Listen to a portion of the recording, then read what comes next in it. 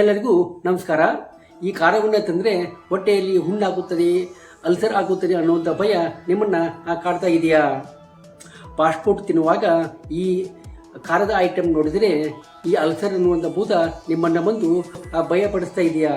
ಹಾಗಾದರೆ ಈ ವಿಡಿಯೋ ನಿಮಗಾಗಿ. ಖಾರ ಇಲ್ಲದೇ ಊಟನೇ ಇಲ್ಲ. ಉತ್ತರ ಕರ್ನಾಟಕ ಮಂದಿಗೆ ಈ ಖಾರ ಇಲ್ಲದೇ ಊಟ ಸೇರೋದೇ ಇಲ್ಲ. ಕೆಂಪು ಖಾರ, ಕೆನ್ನಿ ಮೊಸರು ಹಚ್ಕೊಂಡು ರೊಟ್ಟಿ ತಿಂದಾಗಿದ್ರೆ ಅದರ ಒಂದು ಟೇಸ್ಟೇ ಬೇರೆ. ಆದರೆ ಈ ಖಾರ ತಿಂದರೆ ಹೊಟ್ಟೆಯಲ್ಲಿ ಹುಣ್ಣಾಗುತ್ತದೆ, ಅಲ್ಸರ್ ಆಗುತ್ತದೆ ಅನ್ನುವಂಥ ಒಂದು ವಿಚಾರ ಜನರನ್ನು ಭಯಪಡಿಸಿರುವಂಥದ್ದು. ನಿಜವಾಗಲೂ ಈ ಖಾರ ತಿಂದರೆ ಹೊಟ್ಟೆಯಲ್ಲಿ ಹುಣ್ಣಾಗುತ್ತದೆಯಾ, ಅಲ್ಸರ್ ಆಗುತ್ತದೆಯಾ, ಬೇರೆ ಇನ್ನೇನಾದರೂ ಕಾರಣ ಇರಬಹುದಾ? ಅಸಲಿ ವಿಲನ್ ಯಾರು? ಎಲ್ಲವನ್ನು ಈ ವಿಡಿಯೋದಲ್ಲಿ ಡೀಟೇಲ್ ಆಗಿ ನಾವು ನೋಡ್ತಾ ಹೋಗೋಣ. ನೀವು ನೋಡ್ತಾ ಇದ್ರ ಬಾಚುಗುಂಡಿ ಫುಡ್ಸ್ ಯೂಟ್ಯೂಬ್ ಚಾನಲ್. ನಾನು ನಿಮ್ಮ ಯಲ್ಲಪ್ಪ.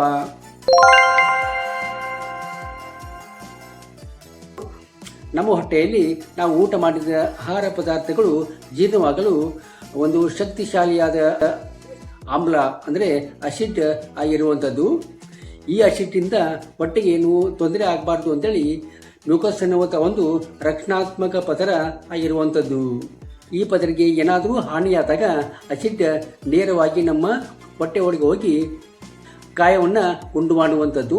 ಈ ಗಾಯವನ್ನು ನಾವು ಹೊಟ್ಟೆ ಒಳಗಿನ ಹುಣ್ಣು ಅಥವಾ ಪೆಪ್ಟಿಕ್ ಅಲ್ಸರ್ ಅಂತ ಕರಿತೀವಿ. ವಿಜ್ಞಾನ ಹೇಳುವಂತೆ ಹೊಟ್ಟೆಯಲ್ಲಿ ಹುಣ್ಣಾಗಲು, ಅಲ್ಸರ್ ಆಗಲು ಎರಡು ಮುಖ್ಯವಾದಂಥ ಒಂದು ಕಾರಣಗಳು ಆಗಿರುವಂಥದ್ದು. ಒಂದು ಎಚ್ ಪಿಲೋರಿ ಬ್ಯಾಕ್ಟೀರಿಯಾ. ಇದು ಹೊಟ್ಟೆಯಲ್ಲಿ ಇರುವಂಥ ವಿಚಿತ್ರವಾದಂಥ ಒಂದು ಬ್ಯಾಕ್ಟೀರಿಯಾ ಆಗಿರುವಂಥದ್ದು. ಇದು ನಮ್ಮ ಹೊಟ್ಟೆಯಲ್ಲಿ ಇರುವಂಥ ರಕ್ಷಣಾತ್ಮಕ ಪದರ ಅಂದರೆ ಮ್ಯೂಕಸನ್ನು ತಿಂದು ಹಾಕುವಂಥದ್ದು. ಇದು ತಿಂದು ಹಾಕಿದ ಒಂದು ಜಾಗದಲ್ಲಿ ಈ ಅಸಿಡ್ ಅಂದರೆ ನಮ್ಮ ಹೊಟ್ಟೆಯಲ್ಲಿ ಇರ್ತಕ್ಕಂಥ ಅಸಿಡ್ ನೇರವಾಗಿ ಪ್ರವೇಶ ಮಾಡುವಂಥದ್ದು. ಅಲ್ಲಿ ಉಂಟಾಗುವಂಥ ಒಂದು ಗಾಯವನ್ನು ನಾವು ಹೊಟ್ಟೆ ಒಳಗಿನ ಹುಣ್ಣು ಅಥವಾ ಪೆಪ್ಟಿಕ್ ಅಲ್ಸರ್ ಅಂತ ಕರಿತೀವಿ. 60% ಹೊಟ್ಟೆ ಒಳಗಿನ ಹುಣ್ಣು ಈ ಪೆಪ್ಟಿಕ್ ಅಲ್ಸರಿಂದ ಆಗಿರುವಂಥದ್ದು. ನೋವು ನಿವಾರಕ ಮಾತ್ರೆಗಳು. ಇದು ಸಾಮಾನ್ಯವಾಗಿ ಕಂಡುಬರುವಂಥ ಈ ತಲೆನೋವು ಮತ್ತು ಮೈಕೈ ನೋವಿಗೆ ಡಾಕ್ಟರ್ ಹತ್ತಿರ ಹೋಗದೆ ತಾವೇ ಡಾಕ್ಟರಾಗಿ ಈ ಐಪೋಪ್ರೋಪಿನ್ ಮತ್ತು ಅಸ್ಪಿರಿನ್ ಅಂತ ಮಾತ್ರೆಗಳನ್ನು ಅತಿಯಾಗಿ ನುಂಗುವಂಥದ್ದು.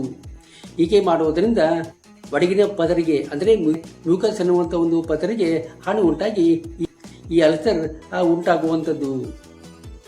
ಖಾರ ನಮ್ಮ ಹೊಟ್ಟೆಯಲ್ಲಿ ಹುಣ್ಣನ್ನಾಗಲಿ ಅಥವಾ ಅಲ್ಸರ್ ಆಗಲಿ ಸೃಷ್ಟಿ ಮಾಡುವಂಥದ್ದಲ್ಲ. ಅದು ಕೇವಲ ಅದರ ಲಕ್ಷಣವನ್ನು ತೋರಿಸುವಂಥದ್ದು. ಈ ಎಚ್ ಪಿಲೋರಿ ಬ್ಯಾಕ್ಟೀರಿಯಾ ಮತ್ತು ನೋವು ನಿವಾರಕ ಮಾತ್ರೆಗಳಿಂದ ಉಂಟಾದ ಈ ಹುಣ್ಣು ಅಥವಾ ಅಲ್ಸರ್ ಊಟವನ್ನು ಮಾಡಿದಾಗ, ಖಾರದ ಊಟವನ್ನು ಮಾಡಿದಾಗ ಆ ಖಾರ ಅದರ ಮೇಲೆ ಬಿದ್ದು ಅದು ಉರಿಯುವಂಥದ್ದು ಮತ್ತು ನೋವು ಉಂಟಾಗುವಂಥದ್ದು.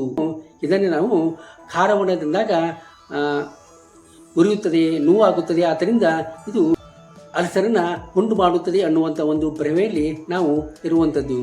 ಆದರೆ ನಿಜವಾಗಿಯೂ ಖಾರ ನಮ್ಮ ಹೊಟ್ಟೆಯಲ್ಲಿ ಹುಣ್ಣನ್ನಾಗಲಿ ಅಥವಾ ಅಲ್ಸರ್ ಆಗಲಿ ಉಂಟು ಮಾಡುವಂಥದ್ದಲ್ಲ. ಅದು ಕೇವಲ ಅದರ ಲಕ್ಷಣವನ್ನು ತೋರಿಸುವಂಥದ್ದು. ಇದರಿಂದ ಕಂಡುಬರುವಂಥ ಒಂದು ಲಕ್ಷಣಗಳು ಏನು ಅಂತಂದರೆ ಹೊಟ್ಟೆ ಮೇಲ್ಭಾಗದಲ್ಲಿ ಉರಿ, ನೋವು ಕಾಣಿಸಿಕೊಳ್ಳುವಂಥದ್ದು. ನಿಮ್ಮ ಹೊಟ್ಟೆ ಖಾಲಿ ಇದ್ದಾಗ ಅತಿಯಾದ ನೋವು ಮತ್ತು ಉರಿ ಕಾಣುವಂಥದ್ದು ಮತ್ತು ಊಟ ಮಾಡಿದ ನಂತರ ಅದು ಕಡಿಮೆಯಾಗುವಂಥದ್ದು. ಹಾಗಾಗ ನಿಮ್ಮ ಹೊಟ್ಟೆಯಲ್ಲಿ ಗ್ಯಾಸ್ಟ್ರಿಕ್ಕು, ಅಸಿಡಿಟಿ, ವಾಕರಕ್ಕೆ ಬಂದಂತಾಗುವಂಥದ್ದು ಮತ್ತು ನಿಮ್ಮ ತೂಕ ಸಹಿತ ಕಡಿಮೆಯಾಗುವಂಥದ್ದು. ಇವು ನಿಮ್ಮ ಹೊಟ್ಟೆಯಲ್ಲಿ ಅಲ್ಸರ್ ಉಂಟಾಗಿದೆ ಅನ್ನುವಂಥ ಒಂದು ಲಕ್ಷಣವನ್ನು ಕೊಡುವಂಥವುಗಳು.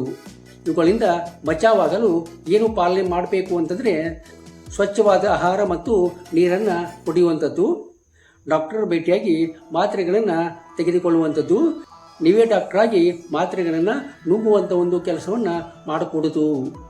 ಧೂಮಪಾನ ಮತ್ತು ಮದ್ಯಪಾನದಿಂದ ದೂರ ಇರೋದು ಒಳ್ಳೆಯದು. ನಾನು ನಿಮಗೆ ಪ್ರಾಮಿಸ್ ಮಾಡಿ ಹೇಳ್ತೀನಿ, ಖಾರವನ್ನು ತಿನ್ನೋದ್ರಿಂದ ಹೊಟ್ಟೆಯಲ್ಲಿ ಹುಣ್ಣಾಗಲಿ ಅಥವಾ ಅಲ್ಸರ್ ಆಗಲಿ ಉಂಟಾಗುವಂಥದ್ದಲ್ಲ. ನೀವು ಆರಾಮಾಗಿ ಖಾರದ ಪದಾರ್ಥವನ್ನು ಭಯ ಬಿಟ್ಟು ತಿನ್ನಬಹುದು. ಇದರಿಂದ ಯಾವುದೇ ರೀತಿಯಾದ ಒಂದು ತೊಂದರೆ ಆಗುವಂಥದ್ದಲ್ಲ. ಆದರೆ ಹಿತಮಿತವಾಗಿ ಬಳಸುವುದು ಒಳ್ಳೆಯದು. ಈ ವಿಡಿಯೋ ನಿಮಗೆ ಇಷ್ಟ ಆಗಿದೆ ಅಂತ ಅಂದ್ಕೊತೀನಿ. ಇಷ್ಟ ಆದರೆ ಈ ವಿಡಿಯೋಗೊಂದು ಲೈಕ್ ಮಾಡಿ ಮತ್ತು ನಮ್ಮ ಯೂಟ್ಯೂಬ್ ಚಾನಲ್ನ ಸಬ್ಸ್ಕ್ರೈಬ್ ಮಾಡೋದನ್ನು ಮರಿಬೇಡಿ. ಮತ್ತು ಇನ್ಸ್ಟಾದಲ್ಲಿ ಮತ್ತು ಫೇಸ್ಬುಕ್ಕಲ್ಲಿ ನಮ್ಮ ಅಕೌಂಟನ್ನು ಫಾಲೋ ಮಾಡಿ. ಇಂಥ ಮುಖ್ಯವಾದಂಥ ಒಂದು ವಿಡಿಯೋದೊಂದಿಗೆ ಮತ್ತೆ ನಿಮ್ಮ ಮುಂದೆ ಬರ್ತೀನಿ. ಅಲ್ಲಿವರೆಗೂ ನಮಸ್ಕಾರ.